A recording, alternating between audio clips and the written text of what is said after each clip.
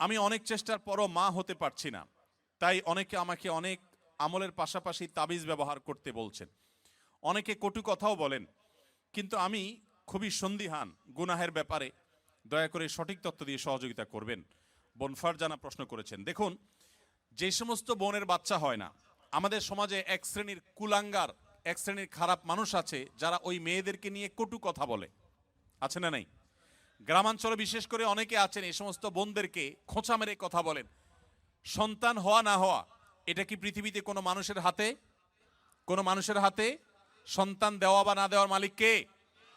আল্লাহ তাআলা কোরআনে কারিমে পরিষ্কার ভাবে বলেছেন যে আল্লাহ রাব্বুল আলামিন ইয়াহাবু লিমান ইয়াশাউ ইনাসা ওয়া ইয়াহাবু লিমান ইয়াশাউ যুকুর আয়ুযাওয়িজুহুম যুকরান ওয়া ইনাসা।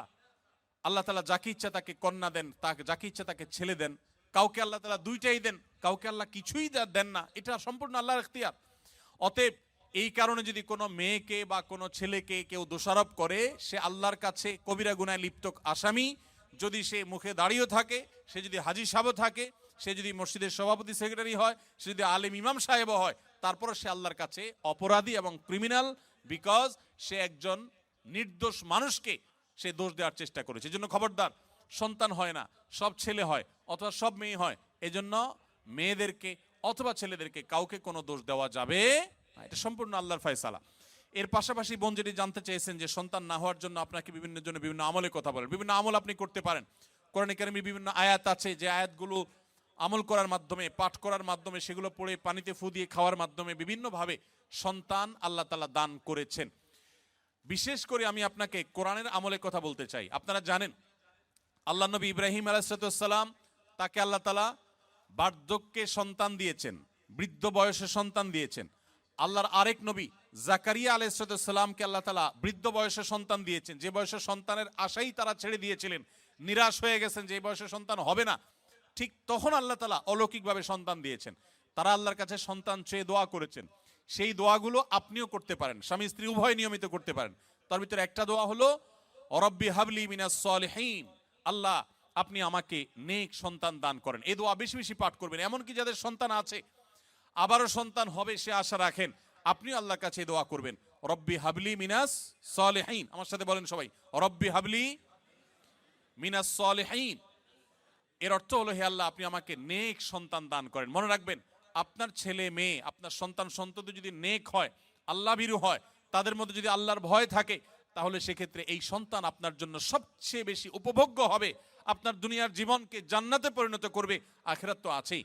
এই জন্য নেক সন্তান আল্লাহর কাছে সবসময় কামনা করবেন। সন্তান যদি অমানুষ হয়, এর চাইতে বড় দুর্ভাগ্যের আর কিছু হতে। আমি জাপানে গিয়েছি, সেখানে দেখেছি, এখানকার কালচারও আপনারা আমার চাইতে আরো ভালো জানেন। অনেকেই আছেন একটা কুকুর সাথে নিয়ে তাদের দিন যাপন করে, আছে না নাই? আপনাদের চোখের মধ্যে পড়ে কি পড়ে না?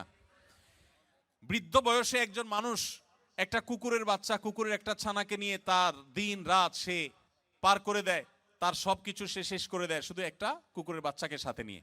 এই জিনিসটা কি আমাদের জন্য খুব কাঙ্ক্ষিত না অনাকাঙ্ক্ষিত বলেন তো? এটা কি কাঙ্ক্ষিত? এরা কেন এরকম করে? কারণ ওই যে সন্তান সন্ততি নাতিপুতি তাদেরকে হাতের কাছে পায় না। মানুষ আদর করতে পারলে কেউ তো আর পশু আদর করে থাকতো না, ভাইরা আমার। এই জন্য আপনাদেরকে আমি বলতে চাই, নিজের সন্তানকে যদি ঈমান শিখান, তাওহীদ শিখান, মনে রাখবেন পৃথিবীতে ঈমানদার কোন সন্তান তার বাবা মাকে বার্ধক্যে রেখে দূরে চিরকালের জন্য সম্পর্ক ছিন্ন করে চলে যেতে পারে। আপনারা দেখেছেন, অনেকে গত কদিন আগে নিউজ হয়েছে আমাদের দেশে, মূলধারা মিডিয়াগুলোতে উঠে এসেছে যে জাপানে অল্প সময়ের ব্যবধানে হাজার হাজার মানুষ পাওয়া গেছে যারা বাসায় মরে পচে, অনেকে আছেন যে কয়েক মাস পর জানা গেছে যে লোকটা মারা গেছেন, তারপর পুলিশ গিয়ে দরজা ভেঙে তাদেরকে লাশ উদ্ধার করেছেন। কারণ তারা একাকী থাকতেন, কেউ সাথে থাকতো না। এর চাইতে বড় বেদনার, এর চাইতে বড় যন্ত্রণার, এর চাইতে বড় কষ্টের আর কি হতে পারে যে বার্ধক্যে এসে তারা কোনো মানুষ পাবে না। আপনি যদি চান যে আপনার সন্তান সন্ততি মৃত্যুর আগ পর্যন্ত আপনার পাশে থাকবে, আপনাকে আগলে রাখবে, আপনাকে স্নেহ মমতা দিবে, ভালোবাসা দিবে, তাহলে মনে রাখবেন একমাত্র পথ তাদেরকে মুসলমান বানানো, আল্লাহ ভীরু বানানো। আপনি যদি তাদেরকে বিজ্ঞানী বানান, সায়েন্টিস্ট বানান, আপনি তাদেরকে শিক্ষিত বানান, বড় ব্যবসায়ী বানান, বড় পদাধিকারী বানান, কিন্তু ঈমান শিখান নাই, তাওহীদ শিখান নাই, তাকওয়া শিখান নাই, ইসলাম শিখান নাই, আমি শপথ করে বলতে পারি আপনার এই সন্তান আপনার বিপদের কারণ হওয়ার সমূহ সম্ভাবনা আছে। এই জন্য সন্তান নেক হোক আমরা সবাই চাই কি চাই না বলেন? তাহলে দোয়া করতে হবে।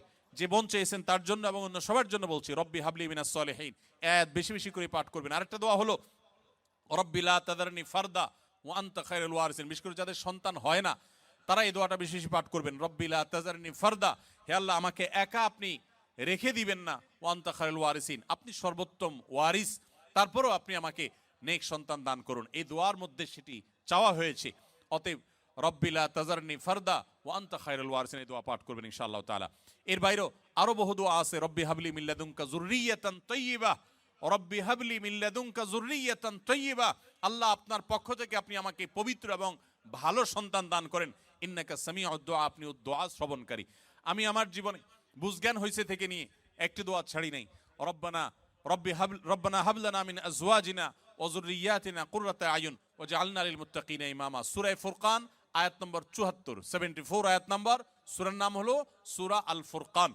এই আয়াতে যে দোয়া আছে, এখানে যারা অবিবাহিত আছেন তারা এই দোয়া এখন থেকে পাঠ করতে পারেন। আল্লাহ তাআলা নেক বা ভালো স্ত্রী যদি জীবনে না দেন তো আপনার জীবনে অনেক কিছু হওয়ার পরও সুখ শান্তি আপনি পাবেন না। সো নেক স্ত্রী এবং মেয়েদের জন্য নেক স্বামী, এই উভয় পক্ষের জন্য একই দোয়া, কমন দোয়া, আপনারা দোয়াটা পড়তে পারেন নেক সন্তানের জন্য। আমি যে বোন দোয়া চেয়েছেন, পরামর্শ চেয়েছেন, তাকে বলবো এই দোয়াগুলো আপনি বেশি বেশি পড়বেন।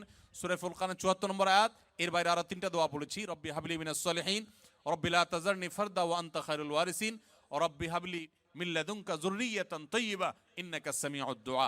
এই 4টি দোয়া নিয়মিত পড়বেন, ইনশাআল্লাহ সন্তানহীনতার কষ্ট দূর হবে। এরপরও যদি আল্লাহ না দেন তো মনে রাখবেন আল্লাহ তাআলা যা দিয়েছেন এর মধ্যে আপনার কল্যাণ আছে। সন্তান হয়েছে কিন্তু অমানুষ হয়েছে, খারাপ হয়েছে, অসুস্থ হয়েছে, বিকলাঙ্গ হয়েছে, তার চাইতে আল্লাহ তাআলা না দেওয়াটা আপনার জন্য কখনোই ক্ষতিকর নয়। এই জন্য আল্লাহর ফয়সালা সন্তুষ্ট থাকবেন। তবে তাবিজের যে ব্যবহার, এটি সুন্নাহর খেলাফ। নবী করিম সাল্লাল্লাহু আলাইহি সাল্লাম কখনো তাবিজ দেননি, ব্যবহার করেননি। এই তাবিজের ব্যবহারে কোরআনে কারীমের আয়াত থাকলে সেটা জায়েজ কিনা জায়েজ, এটা নিয়ে ওলামাদের যে ইখতিলাফ বা মত পার্থক্য আছে, এর ঊর্ধ্বে উঠে আপনি নিশ্চিতভাবে জানতে পারেন